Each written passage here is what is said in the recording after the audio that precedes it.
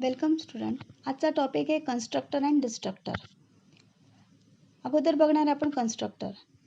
Constructor is a special member function that is member of a class and has same name as that of class. Constructor एक special member function आहे की जो क्लासचे object automatically initialise करण्यासाठी आपण त्याचा वापर करत असतो. It is use to initialise object of the class type with a legal initial value. म्हणजे क्लासचा ऑब्जेक्टला इनिशियल व्हॅल्यूने काहीतरी इनिशियलाइज करण्यासाठी तुम्ही कन्स्ट्रक्टरचा वापर करू शकतात. It is called constructor because it construct the value of the data member of the class. त्याला आपण कन्स्ट्रक्टर म्हणतो कारण क्लासचे जे डेटा मेंबर्स आहेत त्यांना इनिशियलाइज किंवा त्यांना व्हॅल्यू असाइन करण्याचं काम कोण परफॉर्म करतं? Constructor. Constructor is invoked whenever an object of its associated class is created. Constructor केव्हा इन्वोक म्हणजे कॉल करणं. कन्स्ट्रक्टर केव्हा कॉल होतो? जेव्हा क्लासचा आपण ऑब्जेक्ट क्रिएट करतो त्याच वेळी कन्स्ट्रक्टर ऑटोमॅटिकली कॉल होतो. तुम्हाला त्याला कॉल करायची गरज नसते. तर कन्स्ट्रक्टरसाठी एक एक्झाम्पल बघू. क्लास ए घेतले आपण, त्यात इंटिजर ए, बी आणि कॅरेक्टर सी एच. इंटिजर ए, फ्लोट बी आणि कॅरेक्टर सी एच असे आपण 3 वेगवेगळ्या डेटा टाईपचे मेंबर डिक्लेअर केलेले आहेत. आता यांच्या व्हॅल्यू आपल्याला इनिशियलाइज करायचं असेल तर आपण कन्स्ट्रक्टर थ्रू त्यांना काय करू शकतो? इनिशियलाइज. आपण इथं ए नावाचा कन्स्ट्रक्टर घेतले. तुम्ही ऑब्झर्व करा, क्लास नेम ए आणि इथं आपण फंक्शन नेम पण ए घेतलेलं आहे. म्हणजे क्लासचा मेंबर फंक्शन आहे पण त्याचं नेम आणि क्लास नेम सेम आहे, त्याला आपण काय म्हणतो? कन्स्ट्रक्टर. आणि त्यात ए इक्वल टू 10 असाइन केलं आहे, बी इक्वल टू 20.0 असाइन केलं आहे, सी इक्वल टू सिंगल कोटेशनमध्ये एम असाइन केलं कारण तो कॅरेक्टर व्हेरिएबल आहे. त्यांना व्हेरिएबलला व्हॅल्यू कशी असाइन होणार आहे? Initial value A equal to 10, B equal to 20.0 आणि सी इक्वल टू एम. या पद्धतीने त्याला मेमरीमध्ये व्हॅल्यू इनिशियलाइज करण्याचं काम कन्स्ट्रक्टर परफॉर्म करतो. मग कन्स्ट्रक्टर डिक्लेअर कशा पद्धतीने करणार? तर समजा क्लास ABC आहे, तर ABCला क्लास डिक्लेअर करताना आपण इनसाइड क्लास आणि आउटसाइड क्लास दोघं पद्धतीने तुम्ही कन्स्ट्रक्टर डिक्लेअर करू शकतात. समजा क्लास ABC आहे तर तुम्ही ABC आर्ग्युमेंट या पद्धतीने इनसाइड क्लास डिफाईन करू शकतात आणि आउटसाइड क्लास डिफाईन करायचा असेल तर तुम्हाला मेंबरशिप ऑपरेटरचा वापर करावा लागतो. म्हणजेच क्लास नेम आणि स्कोप रिझोल्युशन. कसं लिहिणार आहे तुम्ही? ABC scope resolution, ABC argument या पद्धतीने तुम्ही त्याला मेन्शन करणार आहे. हे डेमॉन्स्ट्रेट करण्यासाठी आपण एक्झाम्पल बघितलं. बघा, क्लास एक्स घेतलाय, त्याच्यात इंटिजर आय व्हेरिएबल घेतलाय. पब्लिक सेक्शनमध्ये आपण अजून 2 व्हेरिएबल डिक्लेअर केले, जे आणि के. बरं, आयच्या अगोदर कुठलंच ॲक्सेस स्पेसिफायर लिहिलेलं नाही आहे. म्हणजे बाय डिफॉल्ट आय हा तुमचा प्रायव्हेट विजिबिलिटी मोडचा आहे. म्हणजे आय हा प्रायव्हेट डेटा आहे. पब्लिक डेटा तुम्ही जे आणि के घेतलेला आहे. आता या ठिकाणी आपण कन्स्ट्रक्टर लिहिणार आहे. एक्स क्लास आहे म्हणून त्याचा आपण डिफॉल्ट कन्स्ट्रक्टर घेतला एक्स. आणि या एक्समध्ये आपण काय करणार आहे? I equal to J equal to K equal to 0. आणि या पद्धतीने आपण काय केलं? त्याला आय, जे आणि केच्या व्हॅल्यू काय केल्या? आपण इनिशियलाइज केलं आहे. हे जे डिक्लेरेशन आहे या डिक्लेरेशनला आपण काय म्हणणार आहे? Inside class definition. या पद्धतीने आपण त्याला डिफाईन करू शकतो. आणि आउटसाइड क्लास जर डिफाईन करायचं असेल तर तुम्ही कशा पद्धतीने करणार आहे? एक्स हा तुमचा class name, scope resolution, X हे तुमचं constructor name, round bracket open close. आणि इथं तुम्ही त्याची डेफिनेशन लिहिणार आहे. I equal to J equal to K equal to 0. या डेफिनेशनला म्हणणार आपण आउटसाइड क्लास डेफिनेशन. नेक्स्ट बघणार आहे आपण कॅरेक्टरिस्टिक्स ऑफ कन्स्ट्रक्टर किंवा रूल्स ऑफ कन्स्ट्रक्टर. हा जो टॉपिक आहे 3 मार्कांसाठी बोर्ड एक्झाममध्ये ऑलमोस्ट विचारला जातो, म्हणून हा टॉपिक परफेक्ट करून ठेवायचा आहे. फर्स्ट कॅरेक्टरिस्टिक्स आपण आता जस्ट बघितलं. कन्स्ट्रक्टरला स्पेशल मेंबर फंक्शन म्हणतो कारण का? तर कन्स्ट्रक्टरचं नाव आणि क्लास नेम सेम असतं म्हणून आपण त्याला कन्स्ट्रक्टर पण म्हणत असतो. मग पहिला रूल किंवा पहिलं कॅरेक्टरिस्टिक्स काय? The constructor name is always the same as the class name. म्हणजे कन्स्ट्रक्टरचं नाव नेहमी क्लासचं जे नाव असणार आहे तेच असणार आहे.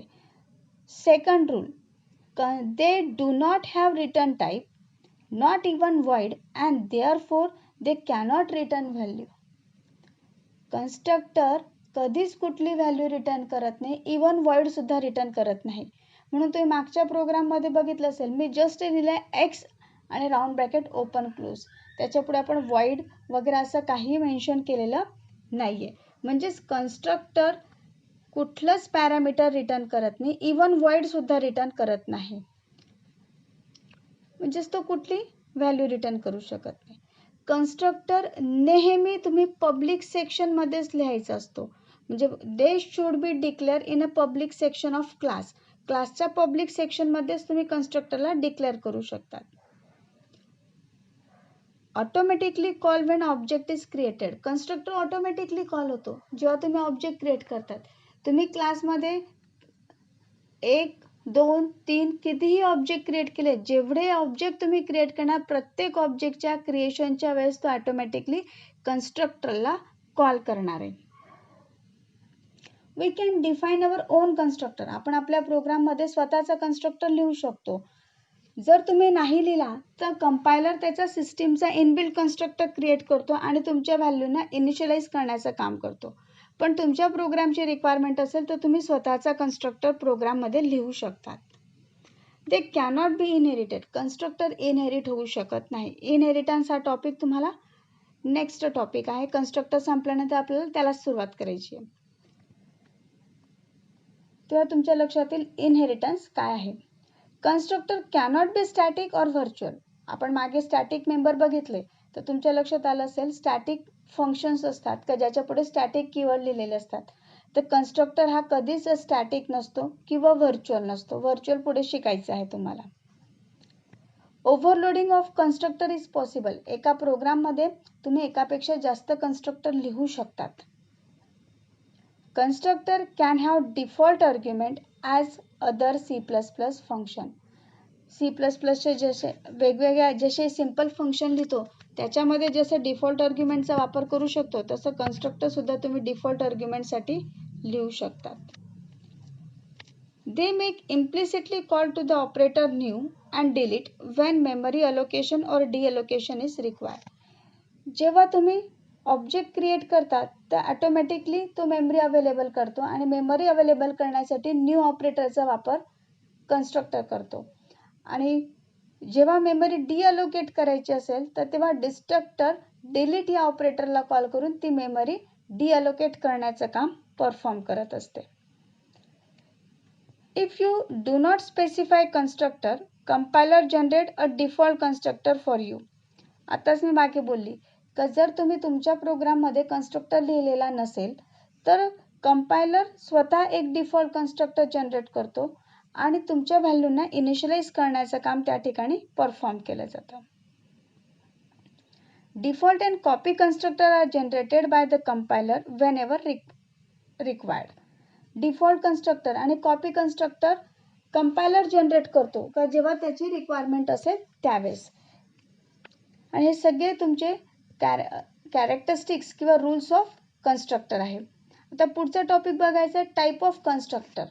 टाईप ऑफ कन्स्ट्रक्टरमध्ये बघायचं आहे का कन्स्ट्रक्टरचे वेगवेगळे प्रकार आहेत. म्हणजे त्याच्या तुम्ही जे काही पॅरामीटर पास करणार आहे त्या पॅरामीटरनुसार त्याला वेगवेगळे टाईप्समध्ये कन्वर्ट केलेले आहे. त्यात फर्स्ट टाईप आहे डिफॉल्ट कन्स्ट्रक्टर, सेकंड आहे पॅरामीटराइज कन्स्ट्रक्टर, थर्ड आहे कॉपी कन्स्ट्रक्टर, फोर्थ आहे तुमचा डिफॉल्ट पॅरामीटराइज कन्स्ट्रक्टर. त्यात फर्स्ट आपल्याला बघायचं आहे डिफॉल्ट कन्स्ट्रक्टर. डिफॉल्ट कन्स्ट्रक्टर म्हणजे काय, ज्या कन्स्ट्रक्टरमध्ये आर्ग्युमेंट नसतात किंवा पॅरामीटर नाही आहे अशा कन्स्ट्रक्टरला आपण काय म्हणत असतो default constructor. This constructor has no argument in it. म्हणजे त्याच्या पॅरामीटर लिस्टमध्ये आर्ग्युमेंट नसणार आहे त्याला आपण काय म्हणणार आहे default constructor. Compiler create one if not explicitly define. जर तुम्ही तुमच्या प्रोग्राममध्ये जर कन्स्ट्रक्टर डिफाईन केला नसेल तर कंपायलर ऑटोमॅटिकली त्याला क्रिएट करतो. Default constructor is called as no argument constructor. Default कन्स्ट्रक्टरला दुसऱ्या भाषेत तुम्ही काय म्हणणार आहे no argument constructor. No argument म्हणजे काय, त्याच्या पॅरामीटर लिस्टमध्ये एक पण आर्ग्युमेंट तुम्ही पास करत नाही. बरं, हे डेमॉन्स्ट्रेट करण्यासाठी आपण एक सिम्पल एक्झाम्पल बघणार आहे की डिफॉल्ट कन्स्ट्रक्टर कशा पद्धतीने लिहितात. आपण एक क्लास रेक्टँगल घेतला आहे ज्यात प्रायव्हेट डेटामध्ये आपण दोन मेंबर व्हेरिएबल घेतले, एक फ्लोट हाईट आणि दुसरं फ्लोट विड्थ, असे आपण दोन मेंबर घेतले. त्याच्या पब्लिक सेक्शनमध्ये आपण रेक्टँगल लिहिलाय आणि राऊंड ब्रॅकेट ओपन क्लोज. आता बघा, क्लास नेम तुमचं रेक्टँगल आहे, कन्स्ट्रक्टर नेम पण रेक्टँगल आहे, म्हणजे या फंक्शन नेम पण रेक्टँगल, म्हणजे काय, हा कन्स्ट्रक्टर आहे. आणि राऊंड ब्रॅकेट ओपन क्लोज आहे, त्याच्यामध्ये कुठलंही पॅरामीटर नाही आहे, म्हणजेच नो आर्ग्युमेंट, म्हणजेच तुम्ही याला म्हणू शकता डिफॉल्ट कन्स्ट्रक्टर. आणि याच्यामध्ये लिहिलेलं आहे क्रिएट रेक्टँगल ऑब्जेक्ट. या पद्धतीने तुम्ही डिफॉल्ट कन्स्ट्रक्टर क्रिएट करू शकतात. तर डिफॉल्ट कन्स्ट्रक्टर क्रिएट केला असेल तर तो कॉल कसा होतो, तुम्ही जेव्हा मेनमध्ये रेक्टँगलचा रेक्ट ऑब्जेक्ट तयार करणार आहे, हा जेव्हा ऑब्जेक्ट रेक्ट ऑब्जेक्ट क्रिएट करणार, तो ऑटोमॅटिकली या फंक्शनला कॉल करतो.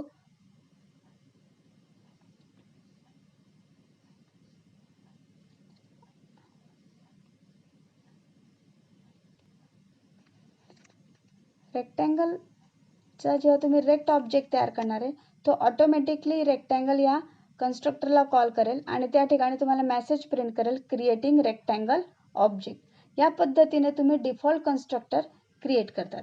बरं, हे डेमॉन्स्ट्रेट करण्यासाठी आपण काही प्रोग्राम बघणार आहे की जे तुम्हाला बोर्डच्या एक्झाममध्ये विचारले गेलेत. Write a C++ program to find area of sphere. स्पियरचा एरिया फाइंड आउट करायचा आहे युझिंग डिफॉल्ट कन्स्ट्रक्टरचा वापर करून आपण एरिया फाइंड आउट करू. हॅश इन्क्लूड iostream.h लिहिणार आहे. युझिंग नेमस्पेस std, मी इथं कोड ब्लॉकचा वापर केला म्हणून आपल्याला युझिंग नेमस्पेस std वापरावा लागणार आहे. क्लास स्पियर नावाचा क्लास घेतला आपण, कारण आपल्याला area of sphere find out करायचं आहे. इथं आपण फ्लोट आर आणि ए असे दोन मेंबर्स घेतलेले आहेत की आर मध्ये तुम्ही रेडियस स्टोअर करणार आहे आणि ए मध्ये एरिया ऑफ स्पियर स्टोअर करणार आहे. पब्लिक सेक्शनमध्ये आपण sphere round bracket open close, म्हणजेच काय, तुम्ही इथं कन्स्ट्रक्टर लिहिताय डिफॉल्ट कन्स्ट्रक्टर. या ठिकाणी डिफॉल्ट कन्स्ट्रक्टरमध्ये आपण रेडियसला इनिशियलाइज करू, म्हणजे युजरकडनं रेडियस इनपुट करणार आहे. मेसेज काय दिला आहे, enter radius of sphere. Insert करण्यासाठी आपण काय लिहिणार आहे, cin extraction operator R, म्हणजे आरमध्ये तुम्ही ती रेडियस इन्सर्ट करणार. बरं, आता ते कॅल्क्युलेट करण्यासाठी आपण void एरिया नावाचा फंक्शन घेतला आहे. या एरियामध्ये आपण a = 4 × 3.14 × r × r, म्हणजे 4πr², तो फॉर्म्युला अप्लाय केला आहे. आणि त्याच ठिकाणी आपण काय प्रिंट केलं आहे, एरिया ऑफ स्पियर = a. जो एरिया तुम्ही कॅल्क्युलेट केला आहे तो a मध्ये स्टोअर झाला आहे, तो तुम्ही इथं प्रिंट केला आहे. इथं एरिया फंक्शन कंप्लीट, इथं क्लास कंप्लीट झालं आहे. मेन मेथडमध्ये कसं लिहिणार आहे तुम्ही, स्पियरचा आपण एस ऑब्जेक्ट क्रिएट केला आणि s.area कॉल केलं. तुम्हाला एरिया जे स्पियर नावाचं कन्स्ट्रक्टर आहे ते स्वतः कॉल करायची गरज नाही. तुम्ही जेव्हा स्पियरचा एस ऑब्जेक्ट क्रिएट करणार आहे त्यावेळेस ऑटोमॅटिकली तो कन्स्ट्रक्टरला कॉल करेल आणि तो आरची व्हॅल्यू इनिशियलाइज करेल. जेव्हा तुम्ही s.area कॅल्क्युलेट कॉल करणार आहे तेव्हा एरिया नावाचं फंक्शन कॉल होईल आणि एरिया ऑफ स्पियर कॅल्क्युलेट करून तुम्हाला डिस्प्ले करेल. या ठिकाणी हे फंक्शन कंप्लीट. याचं आउटपुट कसं येणार आहे, एंटर रेडियस ऑफ स्पियर. जर तुम्ही 5 टाकलं तर एरिया ऑफ स्पियर तुम्हाला येईल 314, 314. या पद्धतीने तुम्हाला स्क्रीनवरती आउटपुट डिस्प्ले होईल. नेक्स्ट प्रोग्राम बघणार आहे आपण. हा प्रोग्राम देखील बोर्डाच्या एक्झाममध्ये आलेला आहे आणि कमीत कमी हा 2 ते 3 वेळा आलेला प्रोग्राम आहे. Implement class average, include a constructor in it which accept value of this variable from user. Include 2 more function in it, one of which calculate average and other print it. बघा काय mention केलंय, implement class average. Class average लिहायचं आहे तुम्हाला, class name average हवं. Include constructor in it which accept the value of 3 variable, म्हणजे constructor लिहायचं आणि ज्याच्यामध्ये तुम्हाला 3 व्हेरिएबलच्या व्हॅल्यू इनपुट करून घ्यायचे किंवा ॲक्सेप्ट करायचे युजरकडनं. इन्क्लूड 2 मोर फंक्शन, अजून 2 फंक्शन ॲड करायचे आहेत. One of which calculate average and other print it. एका फंक्शनमध्ये त्याला कॅल्क्युलेट करायचे आणि दुसऱ्या फंक्शनमध्ये त्याला प्रिंट करायचे. बरं, ते बघण्यासाठी आपण एक एक्झाम प्रोग्राम बघू.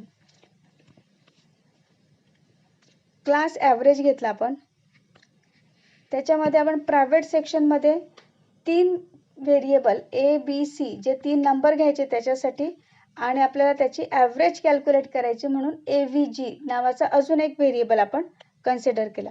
म्हणून आपण किती व्हेरिएबल डिक्लेअर केले? 4 व्हेरिएबल डिक्लेअर केले. फ्लोट A, B, C आणि ॲव्हरेज, म्हणजे ते फ्लोट डेटा टाईपला बिलॉंग करणार आहे. पब्लिक सेक्शनमध्ये आपण कन्स्ट्रक्टर लिहिणार आहे ॲव्हरेज. क्लास नेम ॲव्हरेज आहे म्हणून कन्स्ट्रक्टर नेम पण काय येईल? ॲव्हरेज.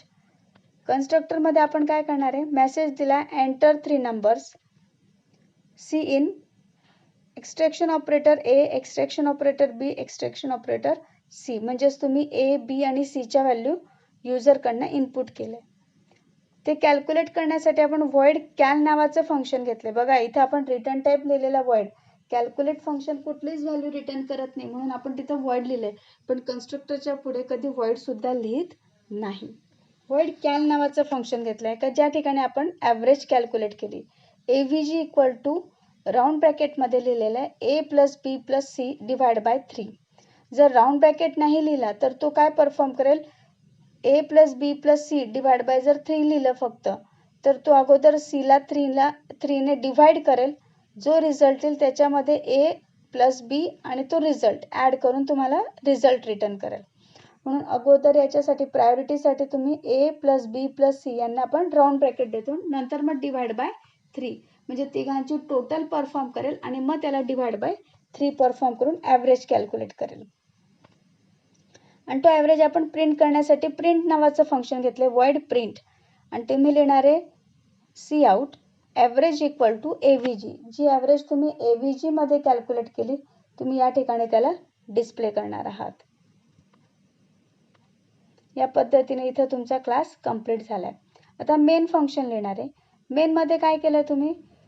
ॲव्हरेजचा A1 ऑब्जेक्ट तयार केला. बघा इथं जेव्हा हा ऑब्जेक्ट तयार करणार आहे तो ऑटोमॅटिकली ॲव्हरेज फंक्शनला कॉल करेल, म्हणजेच तुमच्या कन्स्ट्रक्टरला कॉल करेल. तर A1 डॉट कॅलने तो कॅल्क्युलेट फंक्शन कॉल करेल, A1 डॉट प्रिंटने प्रिंट फंक्शन कॉल करेल आणि रिटर्न 0 प्रोग्राम इथं कंप्लीट. तुम्हाला आउटपुटला कसं येणार आहे? Enter 3 number. तुम्ही 1.5, 4.8, 9.5 असे 3 नंबर इन्सर्ट केले. ॲव्हरेज तुमचे आले 5.26667. या पद्धतीने तुम्हाला आउटपुट तुम्हाला स्क्रीनवरती डिस्प्ले करेल.